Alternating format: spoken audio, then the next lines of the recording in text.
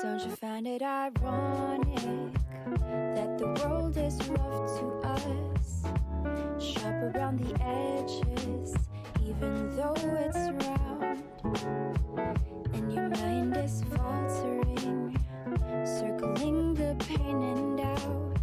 I'll be a silver lining through your darkest cloud. I know, my dear, the path is sometimes treacherous, and you see no hope in this. Like all of the weight of the world's on your shoulders, and every step is poison, but you should know. If you hold my hand, you'll never be alone.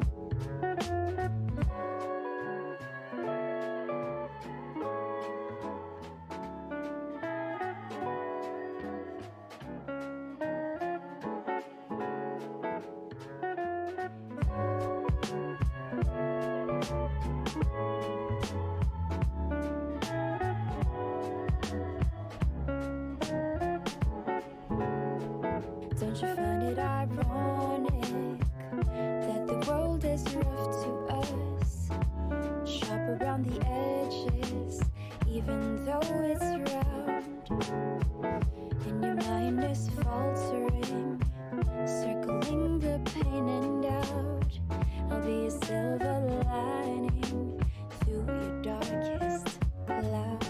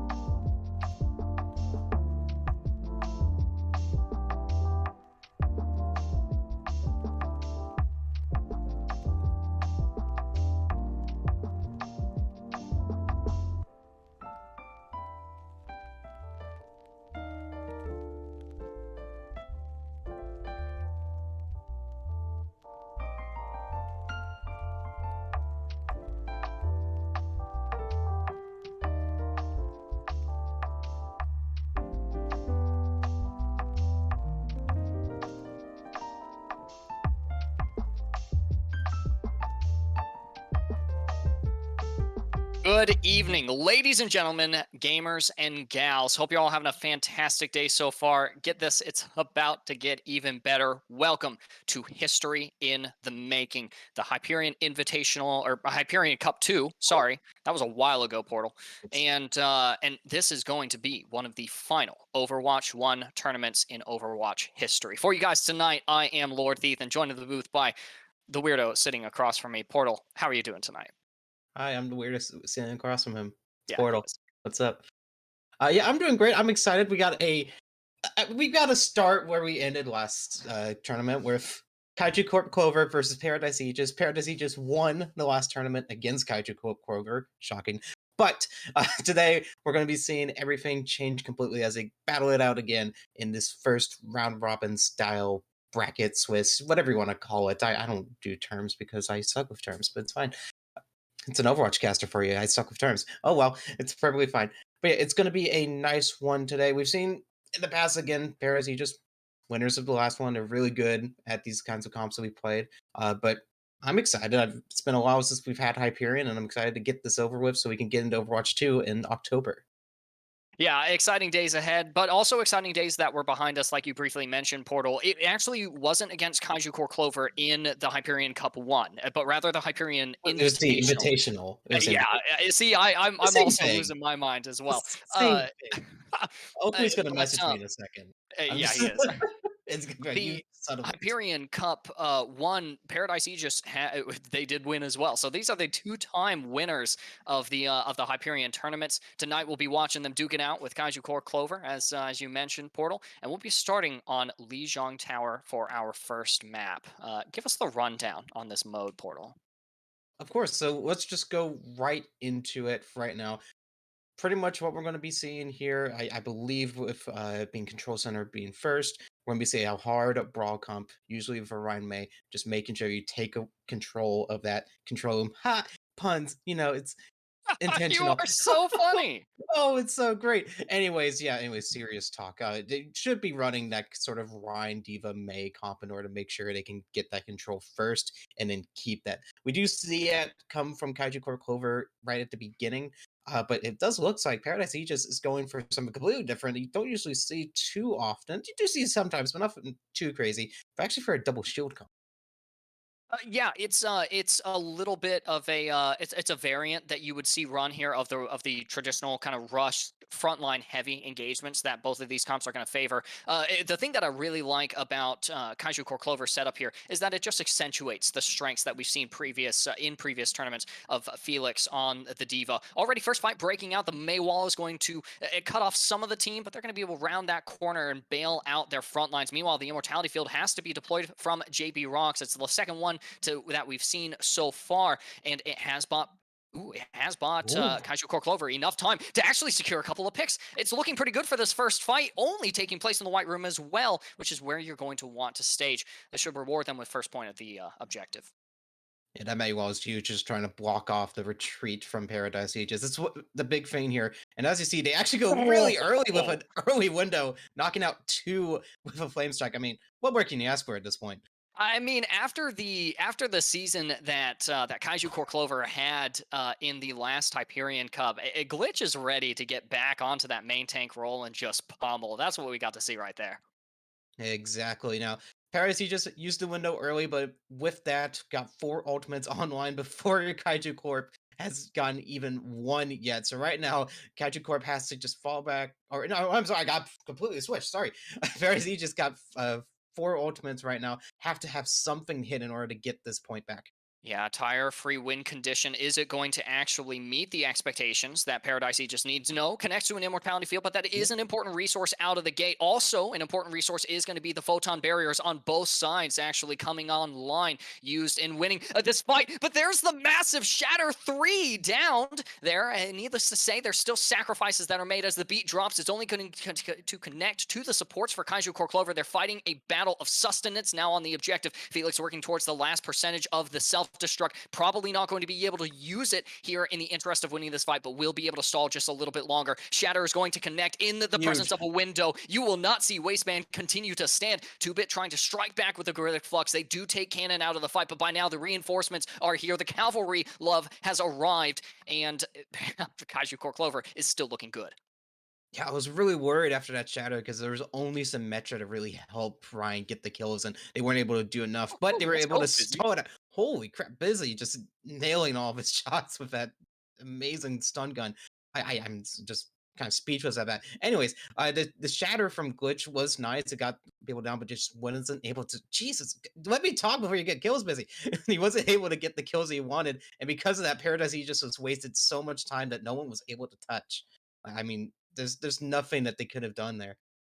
I mean, that's a decisive 100-0 here for and a strong start as well for Kaiju Core Clover, taking control center, possibly off of the back that this is going to be a map that fosters their strengths as a team. So really good demonstration. I do want to highlight a couple of names here, Portal. We're all too familiar with Felix on the Diva, Glitch on the Rhine, JB Rocks, and 2-Bit Azino Locknack, who are going to be defaulting to the double flyer.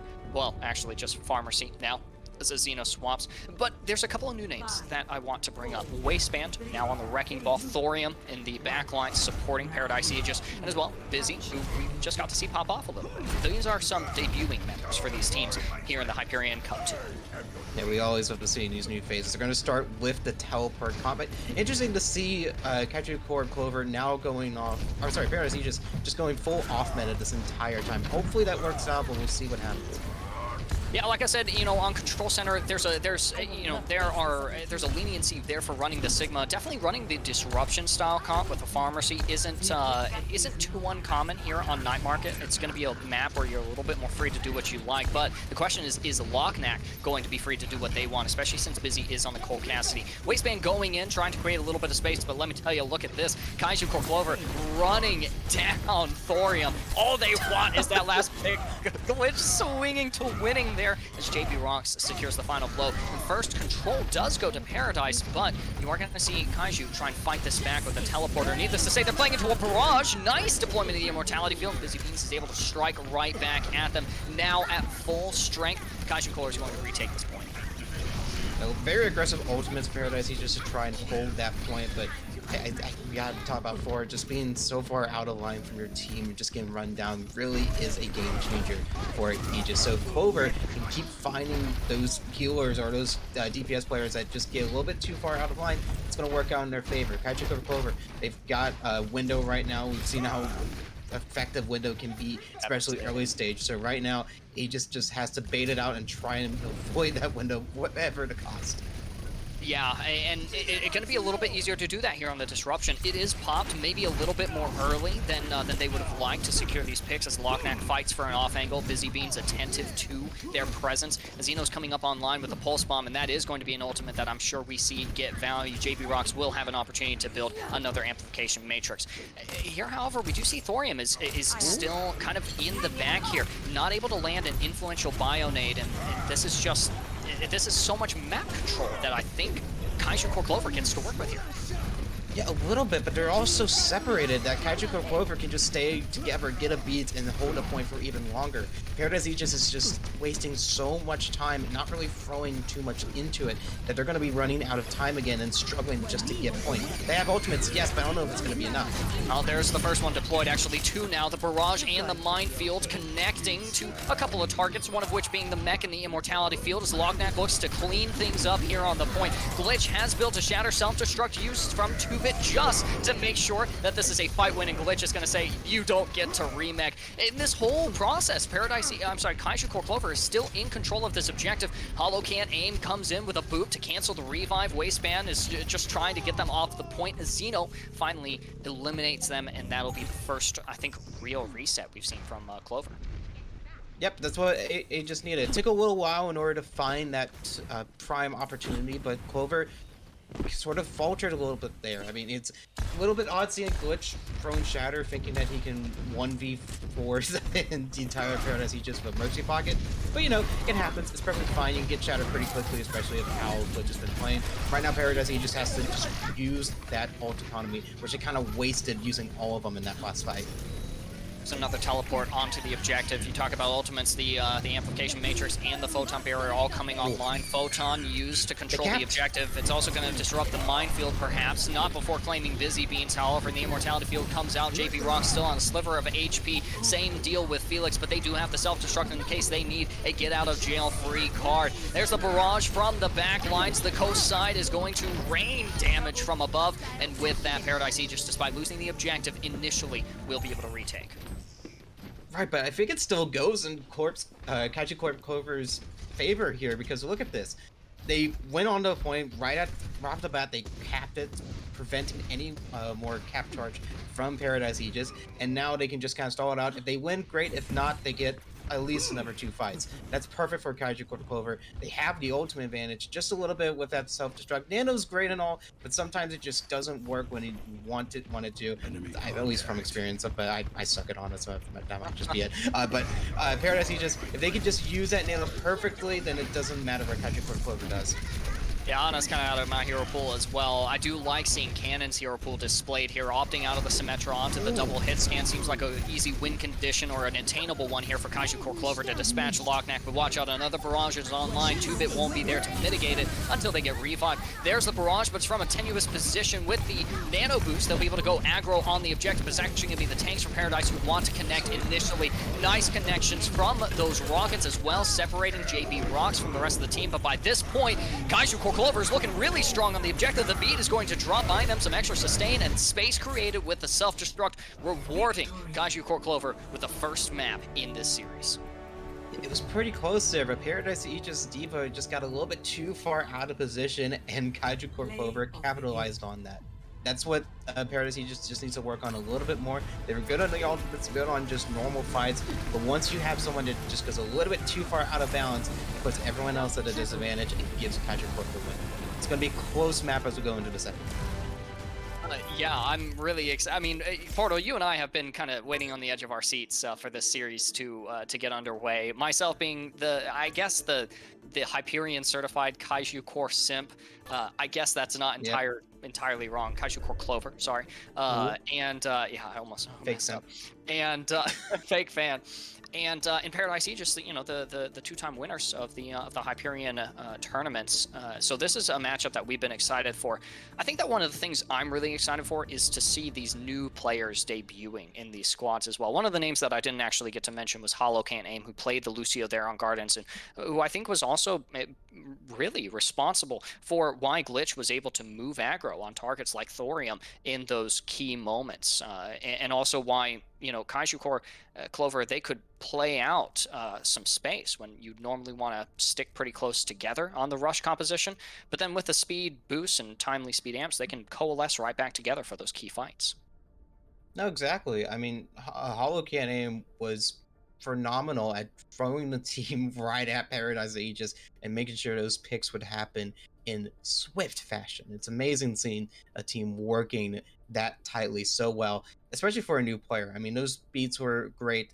Those full-on rushes were amazing. Hopefully we see more of that as the series continues. Now, remind me, just to make sure I get it right, it does go to Paradise Aegis for map correct, while we're doing this. The mode's already set, of course, but they do get the map, so it'll be interesting where Aegis wants to go. Yeah, and actually, Portal, you're going to have to remind me what map type we end up going to next. I pulled up on your other monitor, right? Yeah, I'm too lazy to. Your Oh, God, we're favorite still map? playing 2CP. You know, No. Okay, The no. whole Let me thing. explain myself. Yeah, I love 2CP as a game mode. My Mhm. team at University of Buffalo, we have not been scrimming it just because we're not going to see it. So it does actually come a little bit of a surprise to me, mainly because I don't stay updated as I should, that we are seeing 2CP played in the tournament map pool for Hyperion, which actually shouldn't surprise me because Frost Nova 2.0 rolled my team at University of Buffalo in a scrim the other day, and they implored that we played 2CP despite our defiance. So that will be our next game mode, the much beloved 2CP, and that's really going to be a great opportunity, I think, Portal, to continue seeing the synergies that these teams have been establishing during the downtime between Hyperion Cup 1 and 2. I mean, a little bit. Again, it's 2CP. There's only so much you can do on that besides just brawl, and hope it works out sometimes, depending on the map, of course. But it's it's one of those things where I look back on it and realize that, man, Assault is a game mode that people play, and no one really wins. It's just kind of a poke fest until the defense loses one fight, and then attack wins because, imagine playing a rock paper scissors match where if you win 1 out of 5 you win, but your opponent needs to win all 5. It's great, perfect gameplay strategies. I hate to correct you for the umpteenth time this evening, Portal, but I'm gonna have to do so. You've just described all of Overwatch. We all lost as soon as we installed the game. I always do that.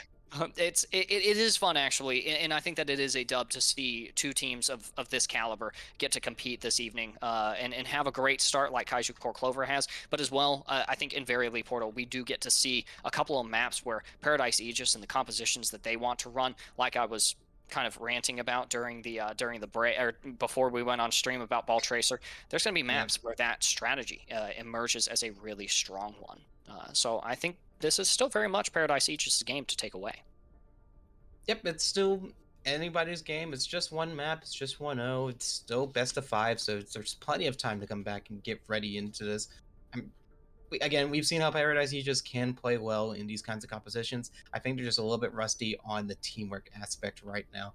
So long as they can just stick together and just not have those odd pickoffs where one is just out in the open without anyone to really help them get out of it, then they're perfectly fine. I mean, Paradise Aegis, I think, are going to get back into the swing of things of, okay, we're a team. We got to make sure we're staying together. We can't have Diva being alone. We can't have Anna be alone. We got to all be together before kaiju corp clvr kills us again. Because it happened maybe 4 or 5 times in that last map where players were just out of position and kaiju corp clvr capitalized on it again and again and again. So you just got to be careful with that kind of things. And hopefully Paradise Aegis picks up on it.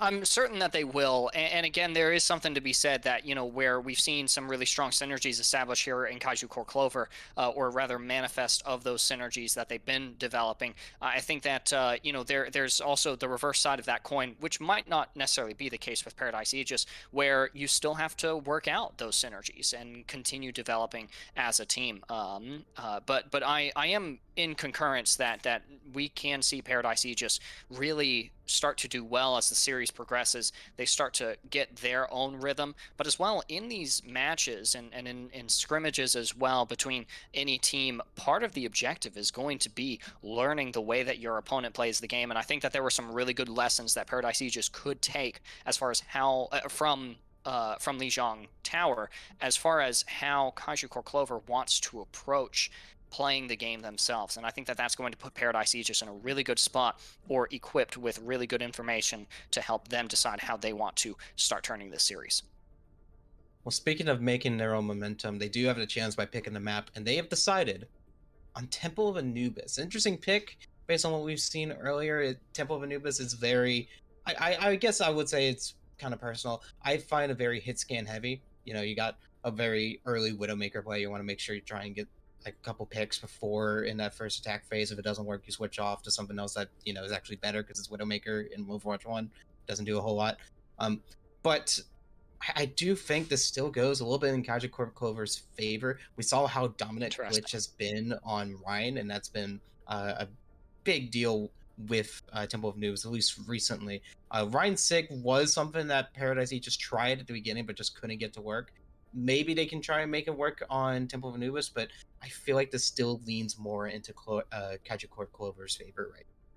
We'll have to see, because right now you and I are two different sides of the coin portal, because I definitely see Paradise Aegis just walking away with a win here on this map, where you look at this map as kind of sniper, hit scan heavy. You mentioned the SIG. I look at this map and I'm like, it's also really good for projectiles and for Sigma as well. If they want to run double shield, if they want to run the ball diva, again, it's something that they absolutely can do with all the twists and corridors and turns that are in the map. You want to hear a hot take as far as 2CP goes? Oh yeah, Lord Ethan loves 2CP. That's so wild. I also think that Temple of Anubis, in terms of just map design, is actually a perfectly designed map. I don't like playing it, but I do like the way that it plays and the strengths that it fosters. So as we jump into Temple of Anubis, maybe I'll get a few chances to talk about that. I hope we don't, because that makes no sense at all.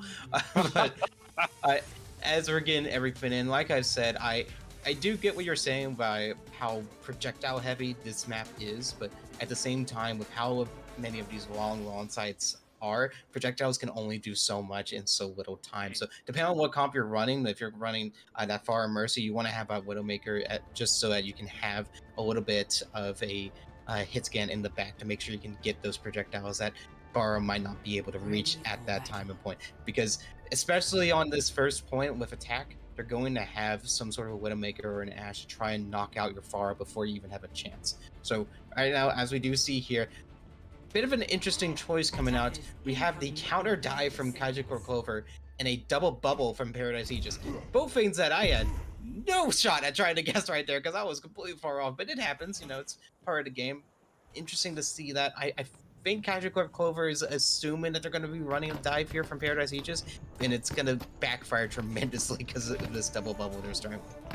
Maybe. You know, this definitely isn't true. This is another one of my hot takes. I don't think Zarya is any good right now, but I desperately want to see 2bit get a lot of value off of that pick. I live to be proven wrong. That's my whole shtick at this point. That's happened to me way too many times. With Lockneck on the Pharah and a Xeno as well on the Genji, that's going to be plenty of pressure onto Billy Beans, who is taking that backline position.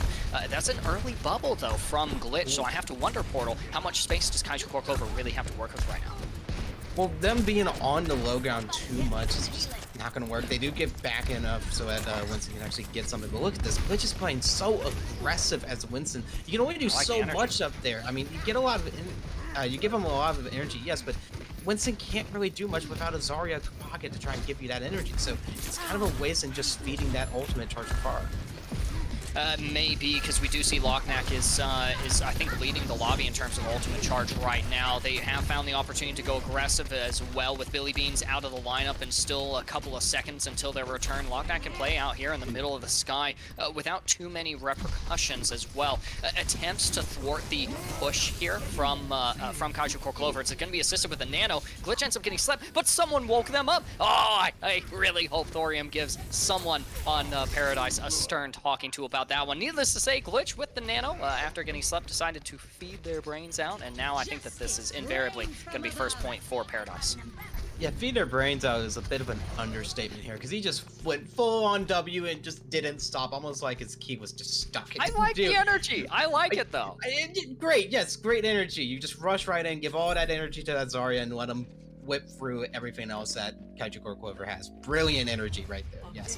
Now, Paradise Aegis making fun of me.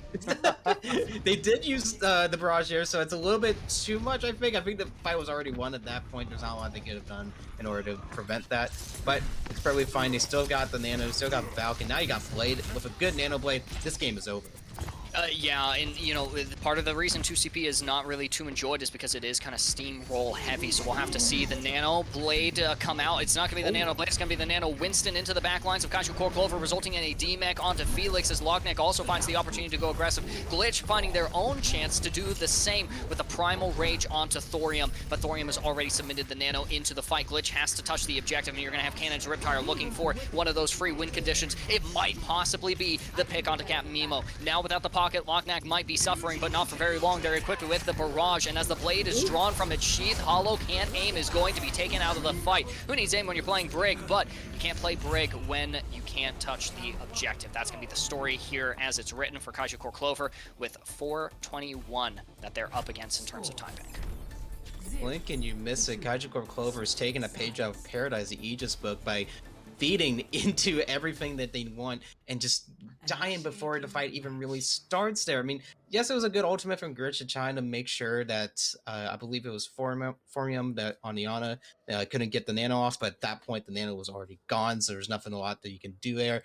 What you needed to do was focus on whoever that nano was and make sure they're down before anything else happens. I believe they were predicting that the nano was going to be on the Genji. Kid didn't see where it was at the time and just went with it. Unfortunately, it bit him in the butt, and now they're back into the spawn, hoping to get a 4-minute 20 clock, because that is huge. Paradise Aegis just getting 4 minutes 20 after what we just saw in the last map is insane. Kaiju corp clvr has to even get half of that just to try and stay into this match, and it's going to be tough. But oh gosh, look at this. Paradise Aegis, is that a double shield of Rissa? I mean, that's not something you usually see again. It's so weird seeing these from, I guess it's because it's, you know, the Doom days of Overwatch 1, but you gotta see what works at this point, because off-meta picks do work when they're completely out of line.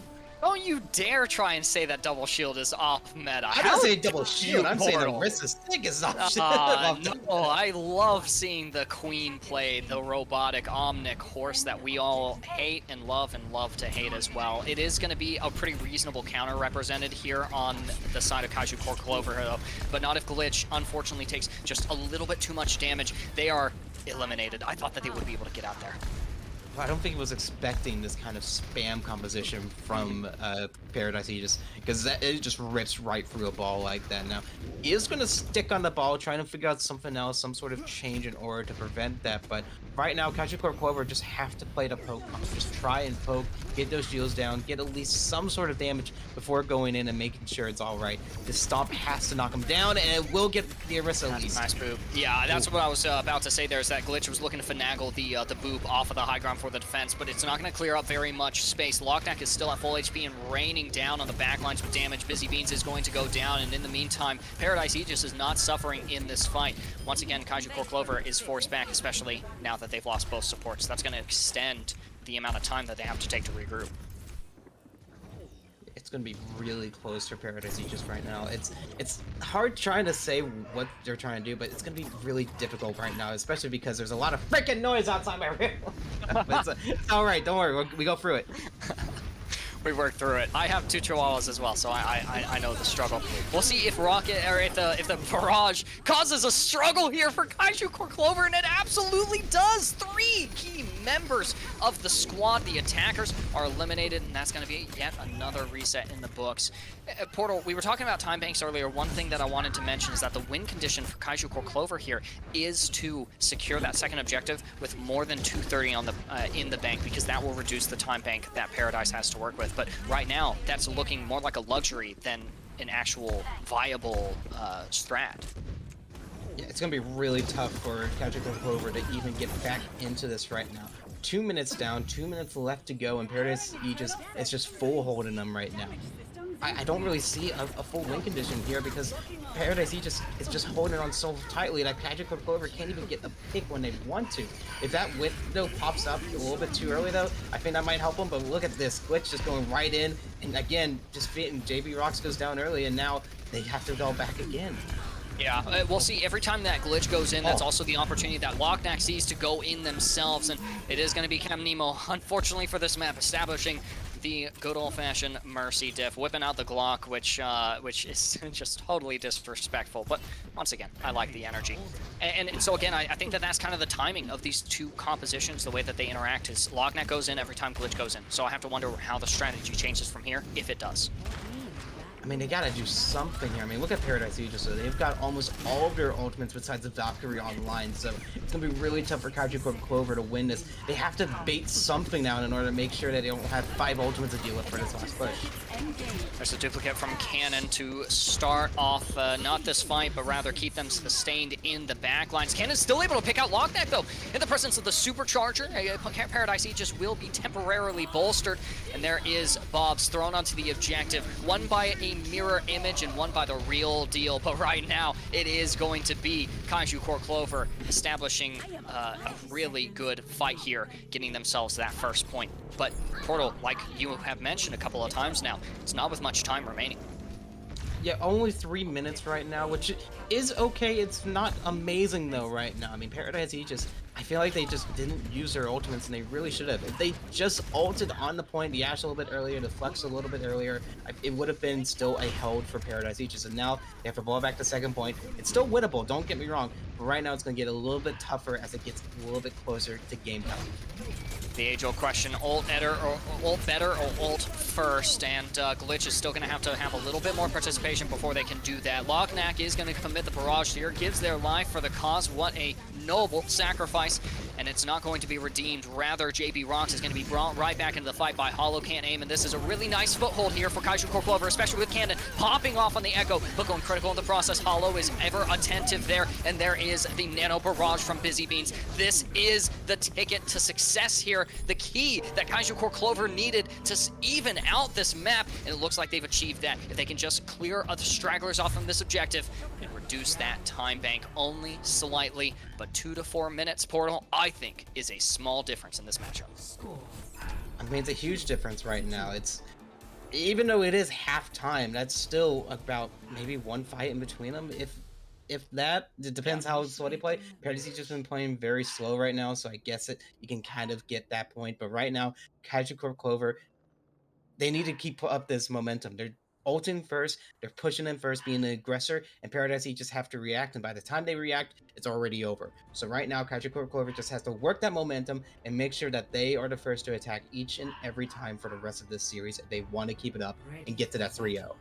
Oh, yeah, and look at this, bro, Portal. This is exactly what I was talking about earlier today, is as the match goes on, the teams are going to learn more and more about each other, and this is the manifest of that. This is the evidence to my claim here, as kaiju corp clover opts into the disruption-style composition that we did not see succeed there on Lijiang Night Market for Paradise, but that might work here for the Clovers on Temple of Anubis. However, you do see the double hit scan emerge from Paradise, so they know that this is what kaiju corp clover want to run. This is a phenomenal matchup to start off this season. It's phenomenal, but the question is, will it work again?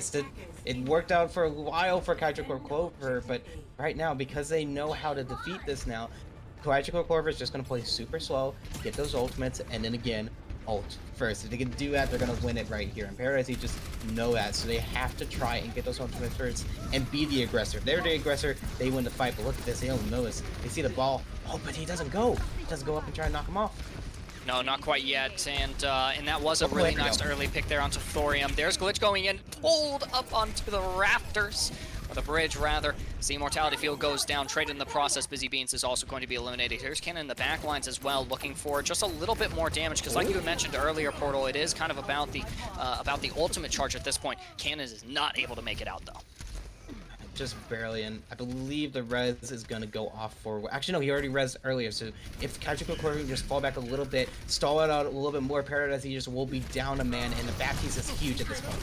Not sure if they're going to be able to back out. They have to commit at this point onto Thorium with a nano boost. That is going to be a more straightforward endeavor. Lockneck is going to try and pop the tactical visor on the high ground as they fall, securing the pick onto Hollow. Can't aim. Felix will get demeched here on the high ground. The focus beam does get 2-bit, but it's not going to get anything more. Now we're down to 40 seconds remaining, and a brutal stack onto Felix. Oh, Glitch, you got to get out of there, man. What is this? You're saying stagger. What is he doing? I don't know what Glitch was thinking. He's just kind of rolling in, not getting any ultimate charge, just be like, hello, I'm just gonna go right through, no one's gonna shoot me, yada yada yada. Shields out of it. That's, I mean, yeah, you get shields out, but that doesn't do anything on your ult charge. It just feeds their ultimates, and now look at this. They've got Window, they've got Bongo, and almost High Noon and Flux. Cannon right now is just playing the middleman, trying to get a little bit of an early pick, but it might be enough as Busy pops off. Let's go. Busy Beans and Cannon both contributing to the fight. Lockneck is going to try and pressure out JB Rocks forever, and they will. And now it's going to be a pretty even fight here. Actually, I said even. I'm absolutely wrong about that, because there's only a couple stragglers remaining here for Paradise on the first point, which will end up going to kaiju corp clover. Can they take this time, this extra 30 seconds, and these 3 ults, nearly 4 that they have, to take the second point? A little bit of deja vu right now. Paradise Aegis playing some weird kind of comps, or sorry, kaiju corp clover playing some weird kind of comps and positioning, and it working out in their favor. Right now, they only used 1 ultimate to get that point, so now they've got 3 right, 4 ready to go, and Paradise Aegis don't have a lot. The window has to go out early, but I don't know if it's going to be enough. If they do it too early, it's just going to be for nothing. But now look at this. Ultimates come from both sides. Yes, let's go! The Felix bombs and the Glitch minefield. That's it. 3 picks secure. JP Rocks collapses in the fight. However, their sacrifice will not be in vain. The Grivic Flux committed in a last-ditch effort to hold this objective for Paradise, and the Tactical Visor and Deadeye also being utilized in the process. Deadeye unable to go through, but Lockneck is making waves of impact in this possible last fight. There's the Supercharger emerging from Waistband as well. Instantly destroyed, but still able to get a semblance of value here for Paradise Aegis as they contest this objective and decide in this round that they will not yield the second point for a second consecutive time. They get to hold with 73%. Was so close, but Lockneck popped off, knocking at that Far Mercy with the visor. Was huge there. If that not happened, kaiju corp clover would have capped it, and Paradise Aegis would have to get both of them.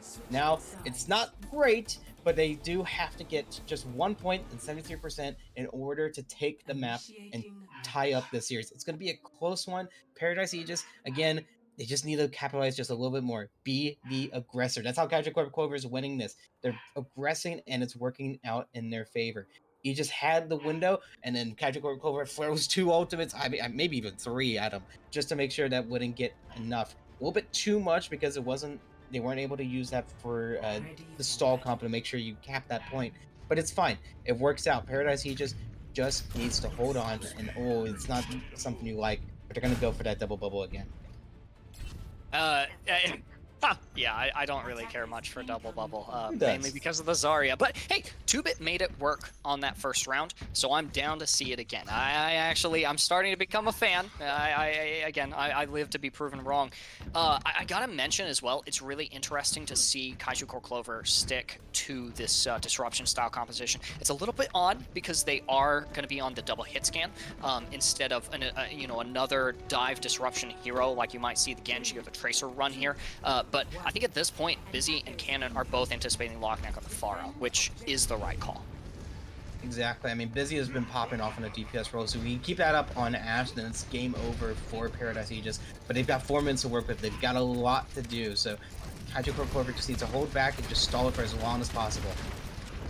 It's an interesting matchup between these compositions as well, where the double bubble wants to dive on a core. Where is the core at any point in time in the disruption style composition? Lockneck under significant pressure from both of the hit scan here, and a Xeno critically low, finally taken out by the dynamite here. And you're looking at a question here for Paradise as far as, do we reset? With the revive bringing a Xeno back, the answer is no. It's time to go in, and for Felix, it's time to get out, restore that armor HP, and make sure that they're going to be ready for the next time Paradise engages. Could be any moment now, honestly. It's going to be Glitch setting the terms, though, with Pile Drive eliciting the bubble out from Waistband. But this is, this is the nature of these two compositions. It's very back and forth, kind of poke and prod here. Yeah, I mean, it's interesting here. I mean, we've seen Paradise Aegis still play a little bit slow, trying to get that charge. He's already full, but look at that Waistband. See early pick on JB Rocks, and now, with little healers, it's going to be tough for Clover to hold this.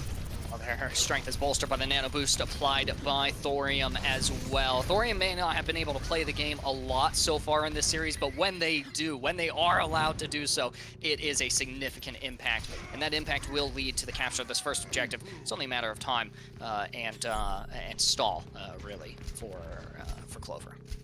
If just a little bit. It's going to give them 3 minutes to take the second point, which is enough time. We did see kaiju corp clover just rush in and take it with less than a minute left. So right now, Paradise just has to hold back and just wait a little bit. Get that nano up, get that blade up, make sure you have everything ready, because kaiju corp clover has way more in store for them, so they have to just match it and ultimate first.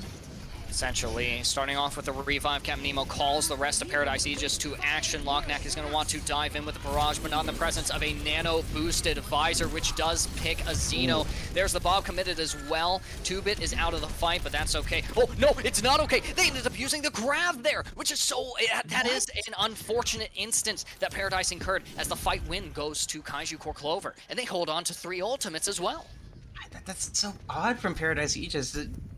Ultimate usage was a little bit odd. You had an early Valk in order to try and get a little bit more room and make sure you get in there. That popped off for JB Rocks and Cannon to ult visor or nano visor, and so now because of that, Paradise he just kind of had to fall back at that point. But no, they pushed in, tried to get something done, used the grab, used the primal rage, wasn't able to work out, and now all you got is a blade and a barrage with a nano to boot. So it's going to be tough for them, but kaiju corp clover can still hold on to it. Oh, and Paradise can still take it. They have the luxury of the time bank, but time is burning away. There's the Nano Blade expended as well. Unfortunate miss of the Sleep Dart there, and the Valkyrie is used by Hollow Can't Aim to stay in this fight. Minefield to dissuade a Xeno from pursuing that angle for any longer than they already have, but Paradise has not lost enough in this fight to call it a loss for them yet. There's the bubble expended. Cannon is rejoining the fight, looking for that pickoff onto a Xeno who is looking to aggro onto Hollow Can't Aim, who does end up going down, but still both sides looking at full strength. Xeno going on the aggressive and getting knocked back, it looks like, by Glitch, but Glitch has to be the one to reconnect to this objective. Might be a matter of just giving up a little bit of space, giving up that tick before we see the retouch. Nice boot there onto Felix, booping him off the objective. Glitch gets some nice adaptive shields, however, gets to stay in this fight a little bit longer. Lockneck ends up going down, but Captain Nemo has popped the Valkyrie, which means they might be able to get the revive if they have it online. Glitch antied, but not under enough pressure to be eliminated quite yet. Felix and Hollow are both down, but you still have some good presence here on this objective from kaiju corp clover, as well as the minefield distributed onto one half half of the objective as 2-Bit ends up going down to Busy now on the Tracer. It's a stall game and only 30 seconds remaining, and right now, Kaiju Corp Clover, they're bringing it back. There's the Moira, which I hate to see, but love in this instance. Azino whips out another blade and does take down JP Rocks, but can't find this next target to go onto after using the dash there. Only one pick with that ultimate, and now there's barely any time remaining. Waistband is some free ultimate charging out in the primal form, just trying to secure a little bit of space, and they're gonna have to retouch here in about 4 seconds. Will they be able to do so? Yes, they drop the bubble as well, and the tactical visor will be used by Cannon. Eliminated after getting Helix Rocket in the grab, but Azino's the one walking away with 3 final blows. Waistband as well, contributing to this fight, and now Kaiju Core Clover, who looked so strong for so long on this map, will drop it in the 11th hour. Map 2 goes to Paradise. A 3-fight round right at the end in overtime in order to end it. That is huge from Paradise Aegis. Kaiju Corp Clover had the upper hand in the start of it. They got some early picks, but Paradise Aegis were just, Paradise Aegis got a little bit of opening picks, but Kaiju Corp Clover was just able to stall it out a little bit, keep them alive just for a little bit longer. But then look at this right now. That grab from Paradise Aegis saved them the game. Yes, Xeno got the deflect onto the soldier that was visoring. That's great, but that grab just completely dominated everyone on Kaiju Corp Clover and held them down. Brilliant play from all sides. Kaiju Corp Clover had some good plays here and there. Glitch was able to prevent the res in the later end of that fight and making sure they would get it, but just wasn't enough because no one else was able to get the kills like Paradise Aegis was. I mean, a map like Temple of Anubis, for as universally loathed as it is by the player base, that map right there, that's why we've been excited to see this particular matchup so far, Portal. So for those of us who are also participating in the excitement, don't go anywhere. We're going to come right back into map 3 after a short break.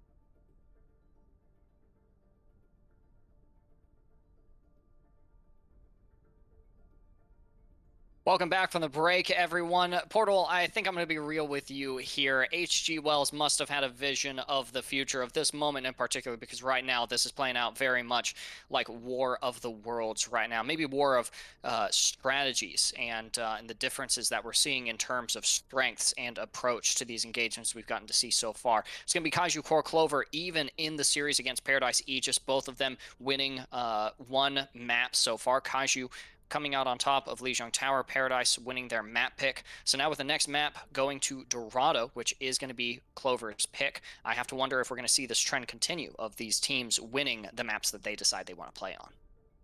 Well, I mean, that's ideal in these kinds of tournaments. You want to try and pick the maps that you want to be strong on, and you know that your opponents are weak in. It's really difficult to try and play into someone's strength and then expect to get the win right out of it. You want to go into somewhere where it's away from their home base, not right at their front door. So right now, I think this is perfect for Kaiju Corp Clover. We have seen Paradise Aegis struggle on Dorado in the past. Not a personal favorite of mine, but it's a really difficult game to really try and analyze and figure out what you want to do with Dorado, because there's so many stupid angles and high grounds and all this crap. I think it works better in Overwatch 2, but for what we've got right now in Overwatch 1, Dorado is just not the best at this moment. Now, I do believe we're going to be seeing from these teams a more of a brawl style comp. We saw a lot of hybrid compositions from the last one, from double bubble to double shield to even a counter dive at one point, all with drastic and difference of effects. But right now, I believe they're going to go full on mirror and just brawl it out and hope that they get the pick first. Honestly, I stopped listening to you at one point, Portal, just because I was thinking to myself how much I also don't really care much for Dorado. And I would love to see mirrored brawl compositions, but that is not going to be the case. You do get a little bit of a brawl look here from the impending attack, rather, of Paradise Aegis, where they're on that double bubble comp, playing for strength as the mid-fight progresses. But then you see that defensive dive comp run out again. That's a Xeno showering you and me and all of our viewers with a little bit of love there. I love that. Yeah, thankfully it's alive. I thought it was going to be something else in a second, but thankfully he stopped it there. Your mind cut or Portal. It's not. I thought it was a butt. Okay, that's fine. It's fine. Apparently it's to us to draw something on screen. We talked with Juggle about it, but we'll make sure he doesn't next time. We do see that this dive at double bubble is interesting. 2-bit has been great on Nazario. Hopefully it still works out. But right now, double bubble is what you need in order to try and take those high grounds in order to make sure you get that and get Busy being out of position, because Busy has been phenomenal on the Ashe. Yeah, and honestly, Cannon has made a lot of positive impacts for Clover as well in the Echo. And you see as well as the fight goes on, or rather evolves, just how much damage is being sustained in Paradise in these early phases of the fight. Glitch is not really being as looked at as maybe Paradise would like him to. He's contesting the objective, now leaping up onto the high ground. That is going to be a couple of first picks here. Both supports are taken out of the fight here for Clover, so they're going to have to find a backup, reset, see if they can fortify this first objective a little bit more. Well, I mean, that's only if Cannon can get out of it, and I think he does just barely to make sure he's ready for this fight. That would have been huge if he had that stall from them. But right now, Paradise just need to take the advantage and just rush right back into him, do exactly what you were doing in the last map. There's the friendly bubble from 2-bit, who so far managed to stay safe and allow Waistband to play as aggressively as they need to. Felix back in mech is going to charge onto the objective, but there's a nano on the field as well. It's going to be distributed onto Holocant. Aim on the Brigitte. That is the raid boss right there, and they have a target in mind. It's 2-bit who's taken out of the fight. Now it's a matter of sustaining through the rest of this battle, making sure that Kaiju Core Clover can either stay on this point and defend it properly. But the res, that's going to be very difficult to do, especially now that Holocant aim is out of the fight. As well, for Paradise, it's making sure that they can cap this point, which is looking more and more.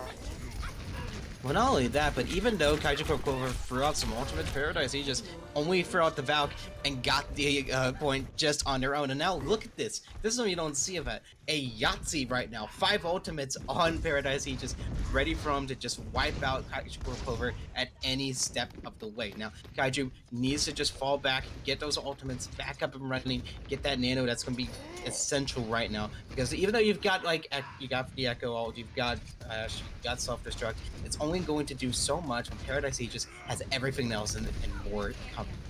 This though is, you know, the key difference is that this between this map and Anubis is that it's not as snowballing. So even despite all of those ults, which includes the Nano Blade being drawn now, or rather just the Dragon Blade, Nano. Oh yeah, no, Nano did end up going onto his Xeno. I can't read my own observer feed.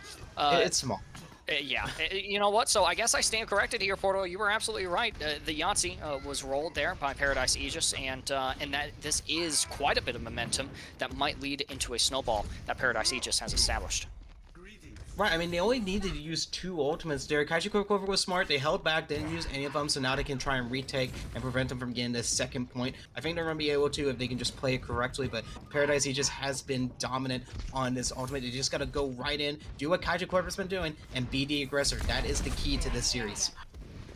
Well, with the rally, it might be a little bit more difficult than Paradise would like. There's the engagement from Glitch. The barrage from a distant corner of the map is still going to take out Busy. And you have the duplicate from Cannon as well, just to ward off the rest of the attackers. Once again slept, once again woken up. I'm sure that Paradise Aegis, someone is going to be yelled at for that one again by Thorium, but that'll come later. First, they want the win, but they have to take the second objective first. It's going to be the mirrored, or the duplicate Primal Rage. Forced out. Cannon is now on the high ground in the presence of some serious danger, but Busy is able to find some crucial eliminations during this fight. They're going to force Paradise Aegis back.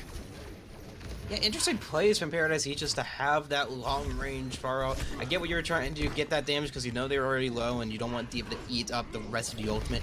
Works out in their favor, but Kaiju Corp Clover, with Cannon recognizing that, duplicating the Winston, and then just Primal Raging all over the healers of Paradise Aegis, that was huge. That helped Blitzy in order to get those picks in order to keep up the fight. So now Paradise Aegis fall back, they've got their ultimates right back, and now they've got the Nano Blade almost ready, and that's going to be the key in order to take the second point. If that pops off, then it's all good for Paradise Aegis. There's the Bob committed early though, and Hollow is still sitting on that rally, so the Nano Blade might actually be countered here depending on how Kaiju Corp Clover plays their cards, but the cards have been played very correctly so far here for the defenders. They're going to continue to maintain a stable defense. Where did Nano go? From Thorium? Yeah, did it get canceled out? I saw the ultimate go. I didn't see anyone get hit by it. Man, so Portal, you never want to hear this from a caster, but your guess is as good as mine on that. I was like, I saw the ultimates. Like, I was hoping that we would see like a great Nano Blade, but just everything kind of crashed and crumbled inside. It went somewhere. It did go somewhere. It went into the void of nothingness that is the Overwatch dev team. But it's perfectly fine. Right now, Xeno still has the blade, so that's okay. If 2-Bit can get a good grab, and that blade just slices right through all of them, then it's all good. But right now, Paradise, you just need to find something, because right now they were struggling really hard on the second point. And yeah, there's Glitch taking initiative and assisted there by JB Rocks with the Nano, is looking to go in onto the supports, has to yield, still has the Primal Rage in the bank in case they need to bail themselves out. And there's the blade as well from Azino. It does secure one of the supports, Lognak, taking out Hollow Can't Aim, who did unfortunately hold on to the rally here for Kaiju Corp Clover. It looks very losable, but the self-destruct procced.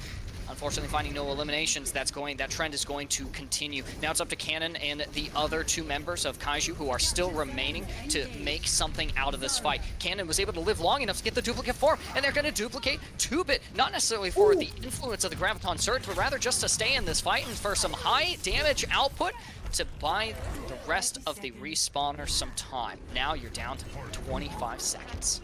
Man, that's huge for Kaiju Corp Clover. I mean, interesting that Cannon was just gonna ultimate just to make sure that that wouldn't happen, which works out in his favor, yes. But right now, Paradise he just only has the visor, so if Kaiju Corp Clover can just have a nice Ash, then there's nothing else that Paradise Aegis can really do. Yes, you can sleep him, but with a Nano Visor, it's only gonna do so much with these shields in front of you.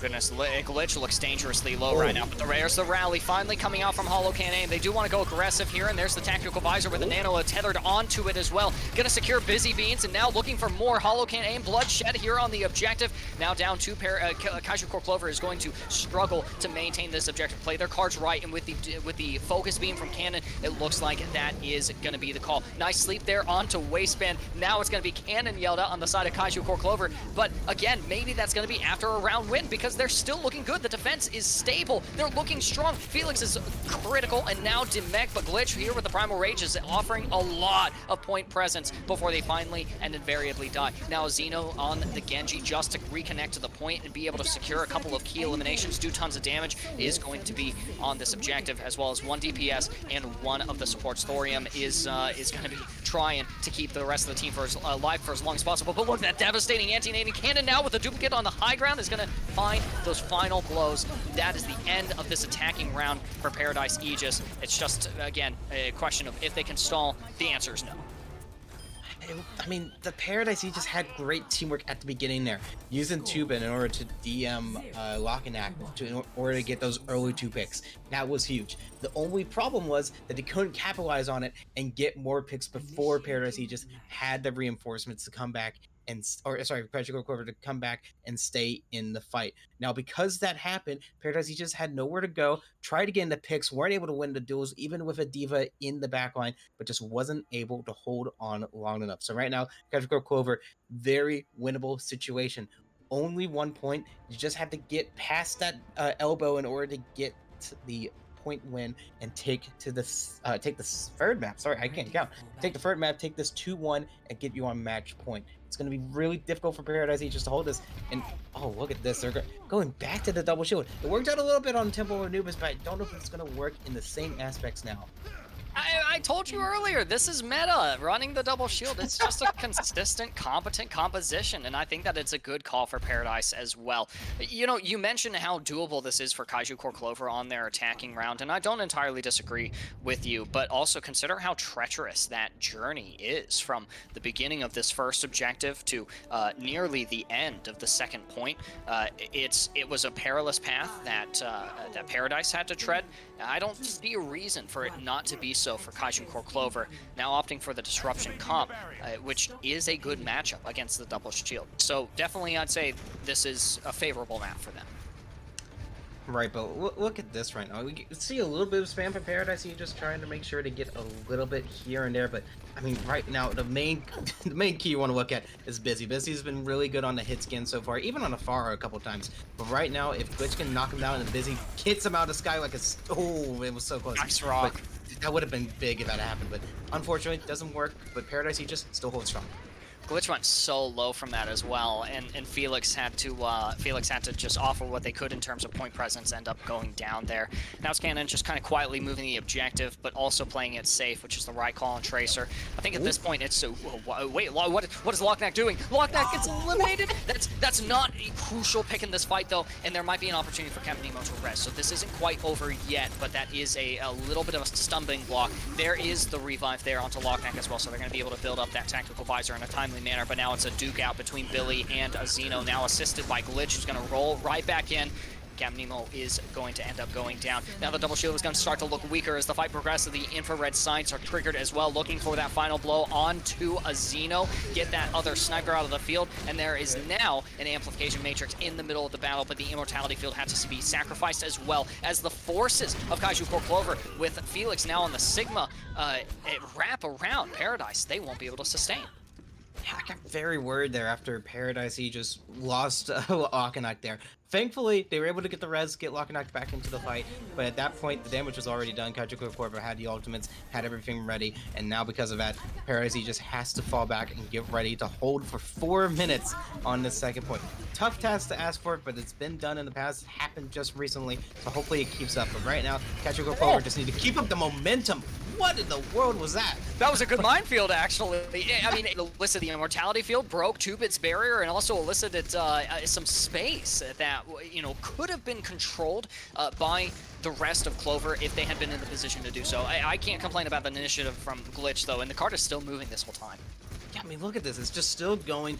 I believe right now, Immortality is going to be back up right now. But look at this. Glitch is already back there. He's going to try and knock him back down into his team. If he can get just 1 or 2, then it's perfectly fine. Kaiju Core Clover can just rip them to shreds like Daniel in the Lion's Den. That's a good reference. That's a weird. I don't think anyone's gonna get that reference. I don't know why I said that. I made a crazy reference the other day. I'll have to tell you about it later.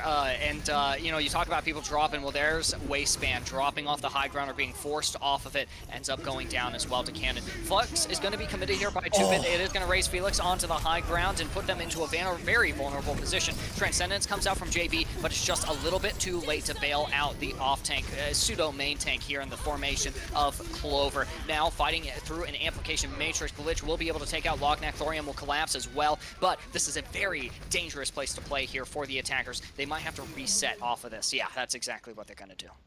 Just a little bit, but they do get the card just meters away from the point.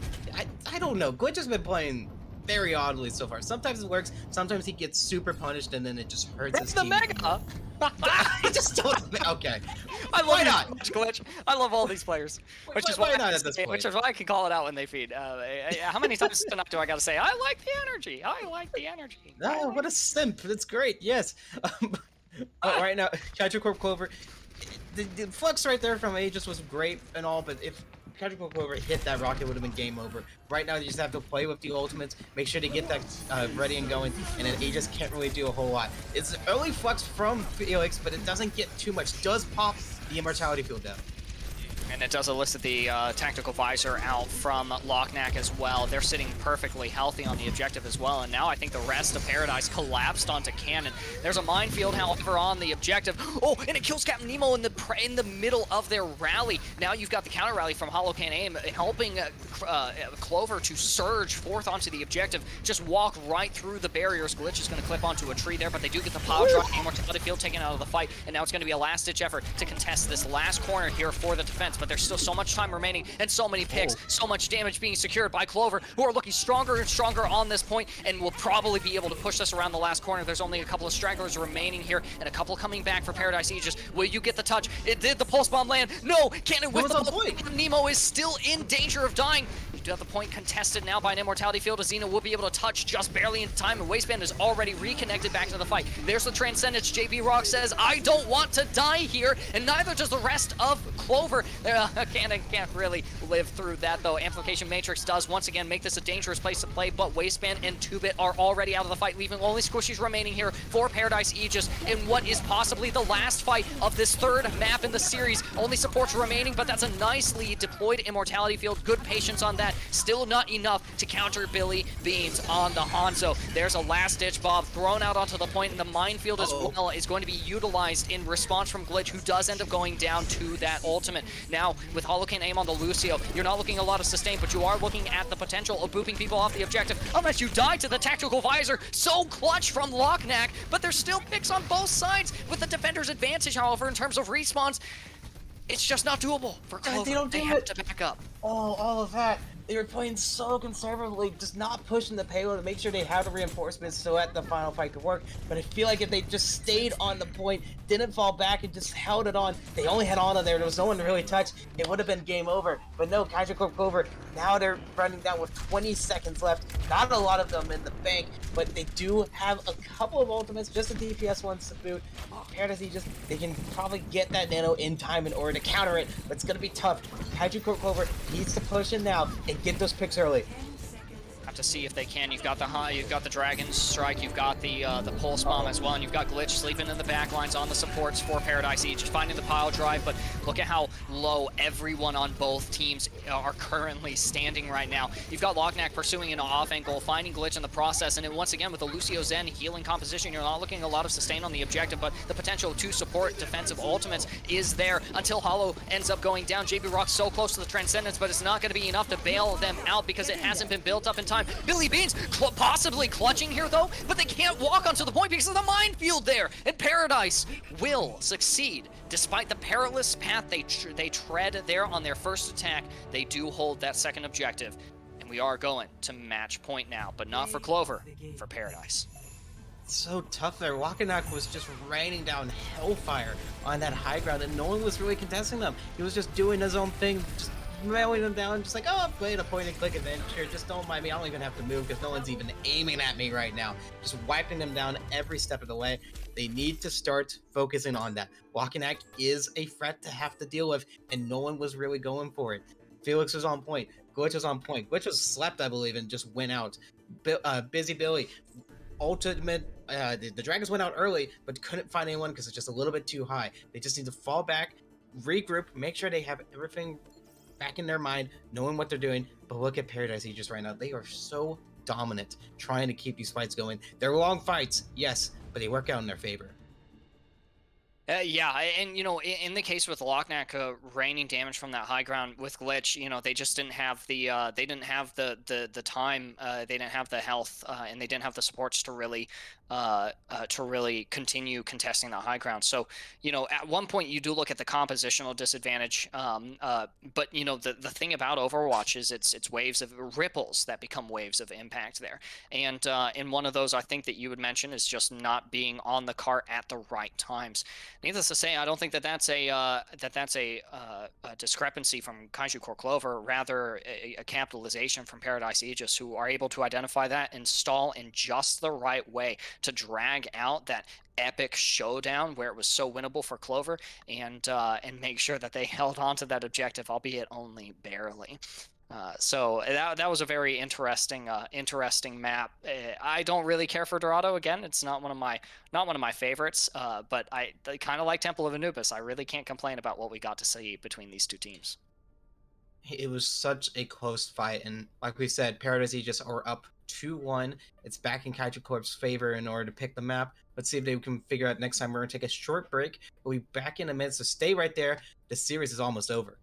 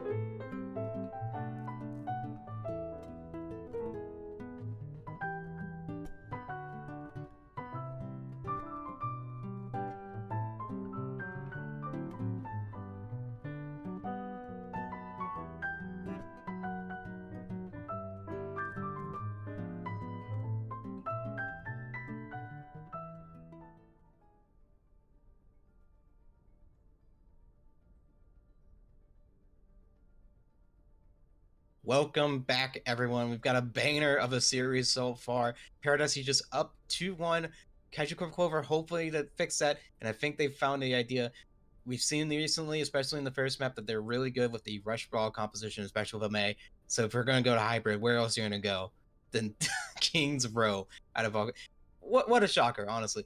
Think about it earlier, it's like, that's a weird pick. It's like, oh, wait, it's Kaiju Corp Clover picking it.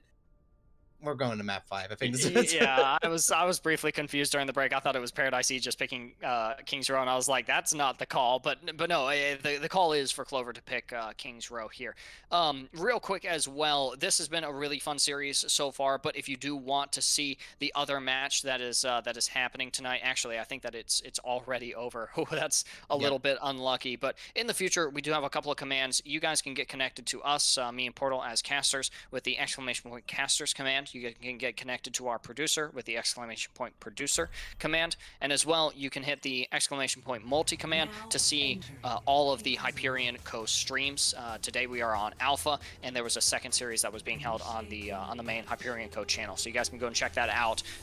Well, you guys would be able to if the match hadn't already ended. So you guys, at least for the rest of the evening, are stuck here with us. What a blessing, and possibly the final map of the series is going to be King's Row. Depends on whether or not honestly, it depends on whether or not Paradise Aegis can muster muster the right willpower to win this map, whether it's on a rush mirror or on a different look. And right now, Portal, it's looking different. There is no way they're sticking with that confidence. No, they're trolling me. They're trolling Absolutely. us. I mean, kaiju clvr, a little bit more of a usual composition. You know, you've got your Ryan Diva, make sure the Ryan stays up. You got a Cassidy to deal with any close targets, and then your Lucio to just rush right in when the Maywall goes up and destroy him. Right now in Paradise, you just God knows what. I mean, just 2 snipers, a Hog, a Winston that doesn't have anything else to really go up with him, and a Zen. It's very different compositions from both sides. I think you can guess which one is going to be the better one as we start here. I'll be very surprised if Paradise Aegis can make this work. Okay, they end up on double shield. Okay, all right. I wasn't going to say anything until something started making sense. And still, though, Overwatch already barely makes sense as it is. It's going to be a TP onto the opposite high ground here that clvr was controlling. The glitch was not able to make it, or Felix rather, and now Hollow is out of the fight. Immo field deployed, destroyed, JB gone as well, and Zeno now looking for the final blows. And that is, I'll be real, Portal, that one is an unceremonious start here on King's Row for clvr. Well, I think we need a replay back on this, because I think during the jump from kaiju corp clvr, Waistband used the halt and halted them back down to make sure they couldn't get up there. Oh, which, that's brutal. if that did happen, that is huge. If they all just missed the jump, also, you know, pretty big. Oh my gosh! That's so winnable here now for clvr, surging back onto the point after securing both of the DPS for Paradise, who had gone just a little more aggro than maybe they have learned that they should have. And you're going to see Paradise back up out of the choke, 88.8%. That's a lotto number for sure, but it's not the win con here for Paradise. Yeah, I think the kill feed just, like, jump scared me for a second. Like, what the heck just happened? Out of nowhere, kaiju corp clvr gets back on point, is able to help him out. But look at this, Yoli Flux trying to make sure that they get something. That's huge, but Paradise, he just needs to start getting on the point.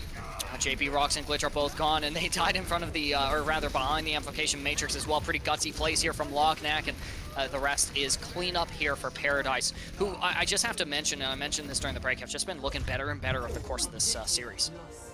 Yeah, I mean, look at this right now. They look completely different from what we saw in Dorado. Full on pushing, just rushing right into kaiju corp clvr. Again, playing the aggressor, because I'm going to say it again, it is the key for this series. Being the aggressor is what's winning these fights 9 times out of 10. So if Paradise can just keep up that momentum, they are all right. They didn't use too many any ultimates besides the Flux, so they already got enough to help them with this elbow area. That's one of the toughest areas to push on this map. And if they can just have that window work, have those dragons fly out there and get some sort of picks, it's going to be golden. But Felix has to negate that somehow. That's a pretty aggressive supercharger for sure. It does get a little bit of value, ends up going down in the presence of the Blizzard. You do have an apt response here from Captain Nemo, who used the Transcendence. Dragons committed into this fight as well from Locknack just to clear space, and the beat as well had been expended from Hollow. Expensive fight from both sides, but right now Paradise is the one walking from it with an advantage. Expensive, but also very swift fight from both sides. Even yeah, though really quick.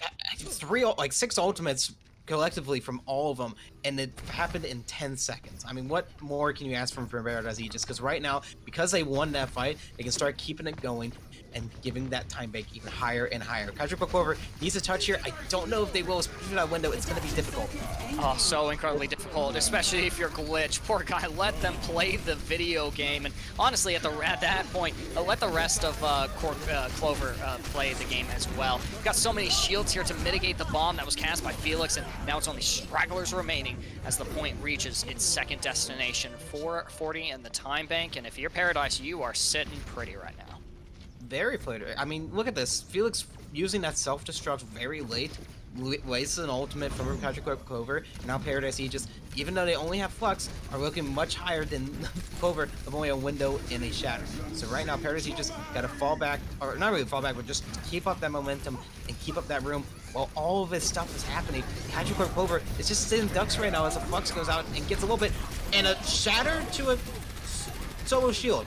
No, I cried. That's famous, man. I cried. It was a little unfortunate. Glitch had a plan, and he wanted to enact it. And you know, it's just one of those instances where you want to do something so badly that even when something happens, you still end up doing it. Can't blame him for that. But that is a nice pick here that JB Rocks has secured. Now it's just a matter of picking off the rest. There's Billy popping off on the Ash and looking for more blood to shed past the objective as it has reached a standstill for the first time in this attacking round for Paradise. You had a couple of well, not a couple, it's really just the one change here from Glitch onto the Wrecking Ball. I wonder if they end up going back to Ryan or if we see Disruption continue to be run here by Clover. After that shatter, I would stay away from Ryan with a 6-foot pole at that point. Talking about it makes me sad. It's gonna make you sad. You simp, it's okay. Don't worry. Paradise Aegis, even though it's a little bit of a rough start, now they can get right back into it, and they have the ultimate advantage to really take this. They just gotta rush in, press Q, and hope for the best. Right now, Bongo does go out early, but the Blizzard is gonna get him out.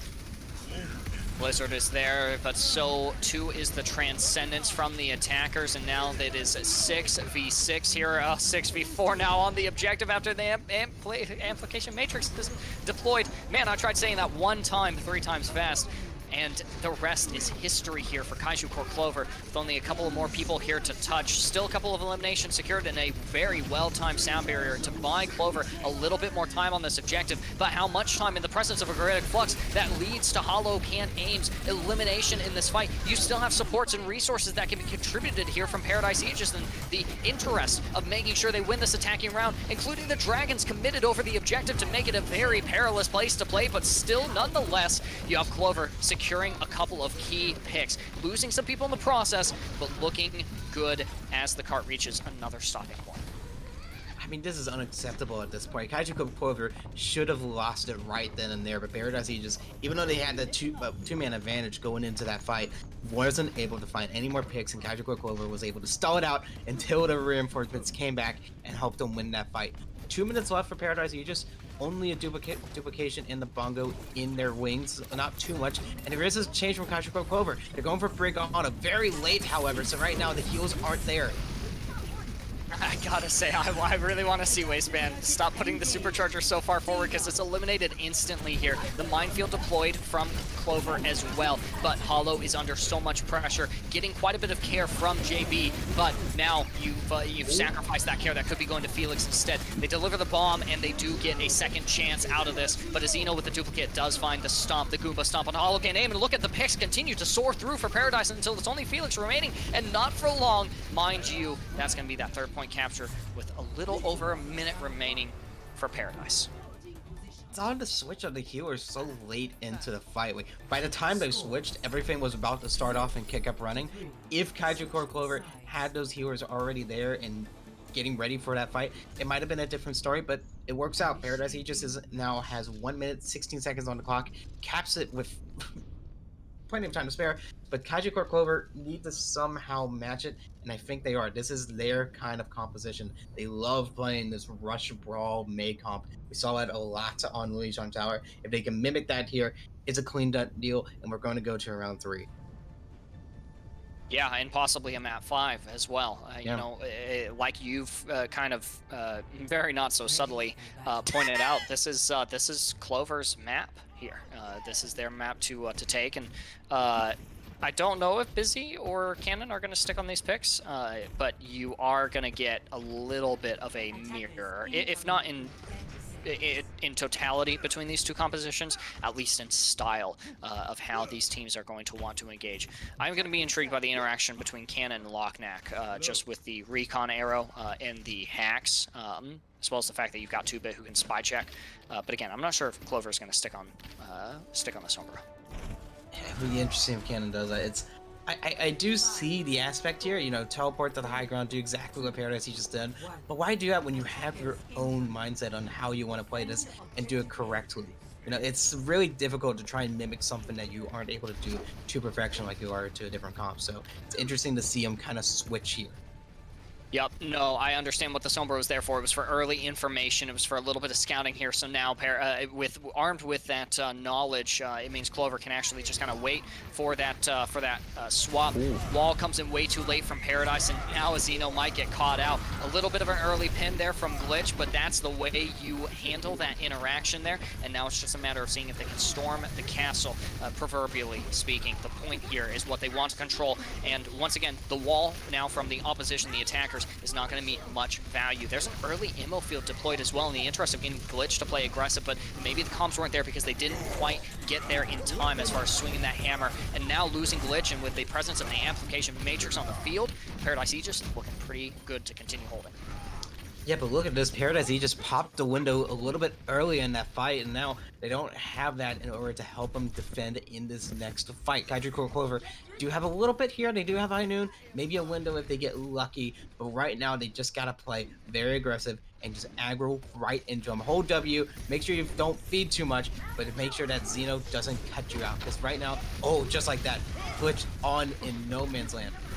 But look at how quickly the wall was broken, much quicker than in my solo queue ranked games, and Glitch knew exactly how to rotate in response to that as well. Now it's just a matter of making sure the shield resource can sustain a fight on the objective, and Lockneck has been eliminated by Felix. Oh. Shatter connects to a shield, but a nice immortality field is going to keep Glitch in this fight just a little bit longer, and the counter ammo field is also going to be deployed from Thorium. That's a nice blizzard there on the point as well. Freezes 3 members of Paradise Aegis and kaiju clvr. That was the Venn diagram of Blizzard's launch right there. I got confused a little bit, but it did elicit the self-destruct from 2-bit, so generally kind of a win here for clvr. They have to wait for reinforcements to arrive, but now with Glitch reconnected, it might actually be time to push this objective with an amplification matrix, but just like that, we are going to get a pause in the game. Disconnection here. Hopefully they'll be back soon so that we can get right back into the act. That is huge right at the start. I mean, I think that's an okay pause. Just, of course, you know, we shouldn't have that on, and that's on the players, because that's their job, is to make sure that everything's running correctly.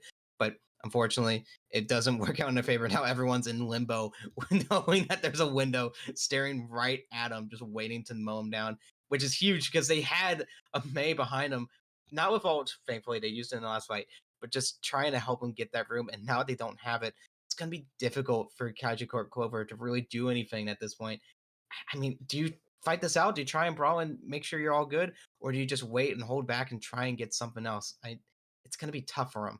I think they fight this out, actually. You know, it's in the presence of a man disadvantage that you always commit some of your most powerful resources. So even despite being down Cannon for this fight, they were going to be down someone anyways. And I think that person was Cannon, who had disconnected. So we're going to jump right back into the game, and we're going to see clvr commit their resources here. It starts off with the amplification matrix, but they've got a sound barrier on standby. Felix is self-destruct, and as well, Cannon didn't lose any ult charge despite disconnecting. It was brief enough that they're able to retain that 25%. Needless to say, Felix can't retain their life. They throw the self-destruct, but they get caught in the dragon in the process. Wall is going to isolate Glitch from the rest of the team, but an apt immortality field is going to bail him out just a little bit longer, beat sustaining him as well, but unable to block the shatter because the amplification matrix is there. Glitch was only interested in getting out, and that's going to be a nice combo here that Paradise used to make sure they keep holding. Besides Cannon getting Phantom Snap out of existence before that fight, Paradise Aegis having that shatter right at the end was a game changer. A lot of ultimates went on both sides, but it's the ones that hit that count, and that shatter finally hit for one of these rounds. And right now, kaiju clvr, again, I think they need to start pulling back. This aggro play I was saying earlier is not working. You need to play a little bit slower, get those picks, and make sure you're able to get those Maywalls to separate this team.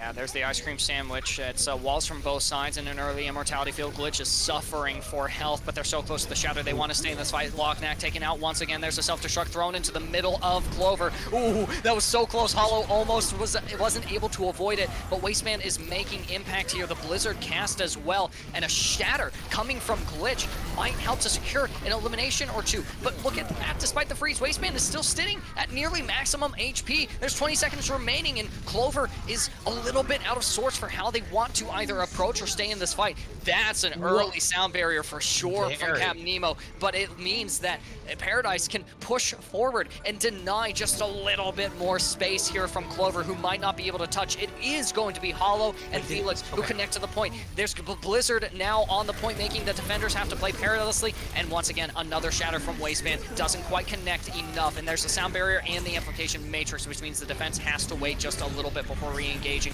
Glitch might have wanted to do the same, but they do get some nice adaptive shields off that. Needless to say, look at the picks coming in through Locknack in favor of Paradise Aegis. A wall to delay the stay on the objective. Glitch coming in with the power drive taken out. Immortality field for JB to stay on this point, but they're not going to be able to. And that's Paradise walking away from the win in a 7-week tournament, which is so incredibly important for the Hyperion Cup to such a strong start for Kaiju, Core, Clover, but a great win for Paradise Aegis.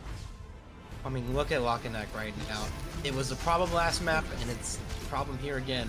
When Kaiju Corp Clover doesn't have someone pressuring Locknack pops off and gets all of the limbs. Because of that, Paradise Aegis is able to rinse right through him like a knife through butter. Very well played from Paradise Aegis. They will take the series 3-1, and what a great start for the Hyperion Invitational Cup number 2. I know Spanish. Yeah, nice, good stuff. I did it. You should. Yeah, American education. Let's go.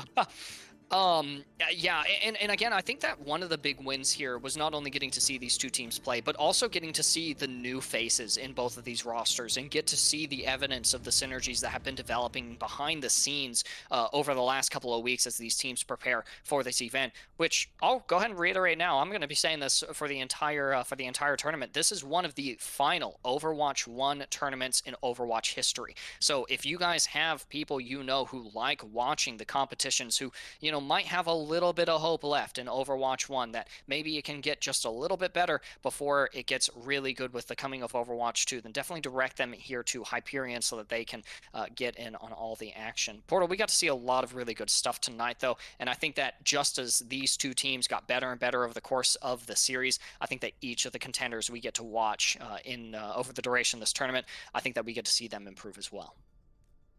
Yeah, it's a lot of fun. I mean, seeing it go back and forth. I said it very early in that last one that I thought it was Kaiju Corp's Clover to just throw away right there. And unfortunately, it didn't work out in their favor. Paradise, you just kind of dominated after figuring out exactly what they need to do, pick out what they need to find, and just get the kills when, you know, available. So for Kaiju Clover to kind of falter at that point is devastating, but hopefully we'll see them bounce back as we continue on with the Invitational. Yeah, and we're going to continue on to a short break. When we come back, a little bit of a post-game show, and then we will wrap things up for the evening. Don't go anywhere. We'll be back momentarily.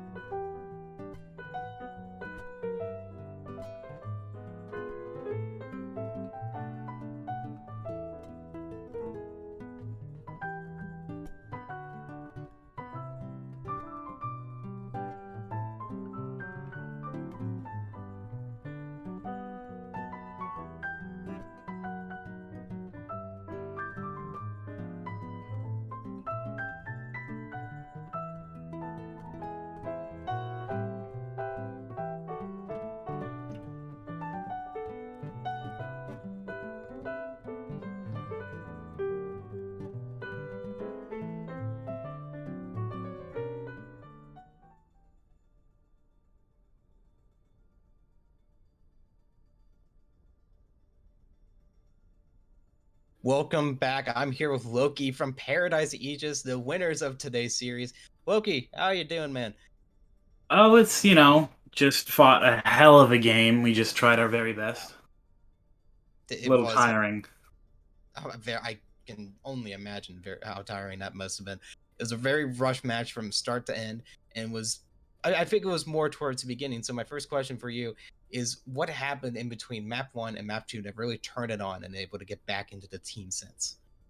I don't think there's any particular one thing that really did it. We just started, one, confirming kills a little bit more, and two, we just started communicating a little bit better. We were lacking a little at first, and we just improved it.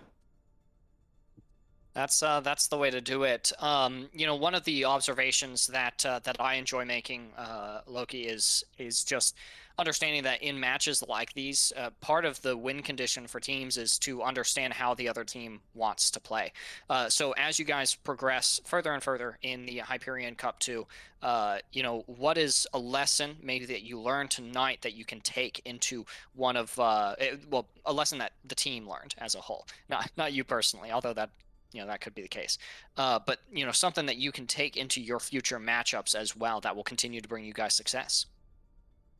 Uh, if I had to choose one, I suppose it'd certainly be that, like, as you said, always knowing your win condition, essentially. And for us, that was just, we played spam a lot, so our win condition was capitalizing on kills, doing something along the lines of that, but making sure we knew who was low, not just someone in there is low. It's like, oh, the Ana in the back top of Dorado is low. Yeah, that's a really good point. Yeah, I gotcha. Now, I do love asking this question because it forces players to brag just a little bit.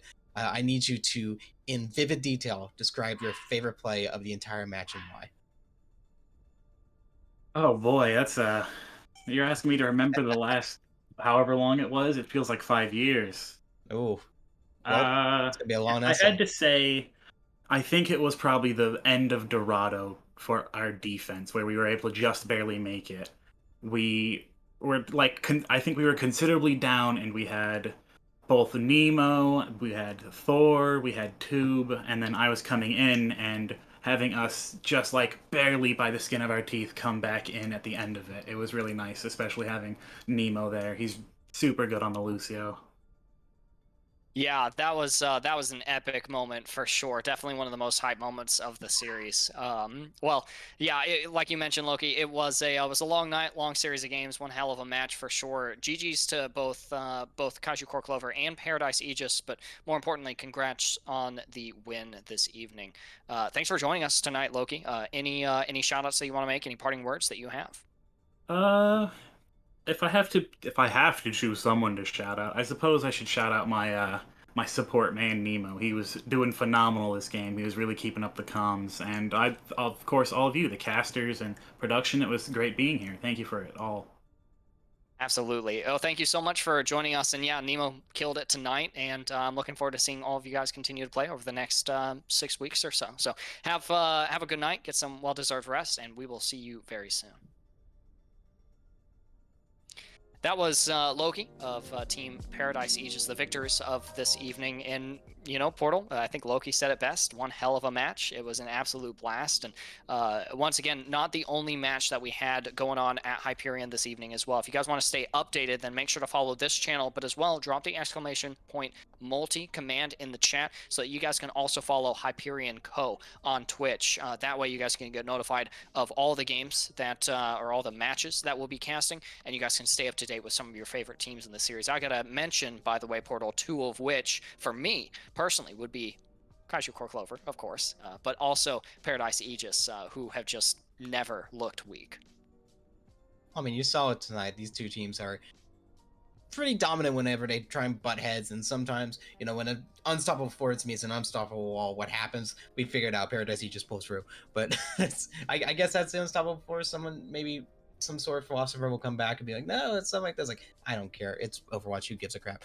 But I do want to say I thank everyone for being here tonight and watching these amazing competitions. They're going to keep going for a little bit while longer as we just bleed out every single last drop that's left in Overwatch 1 before it gets yeeted out of existence like the crap game it is. But don't worry, we're going to be here for every second of it. Yeah, so if you guys want to make sure that you guys are connected to us, again, that's the ! Casters or !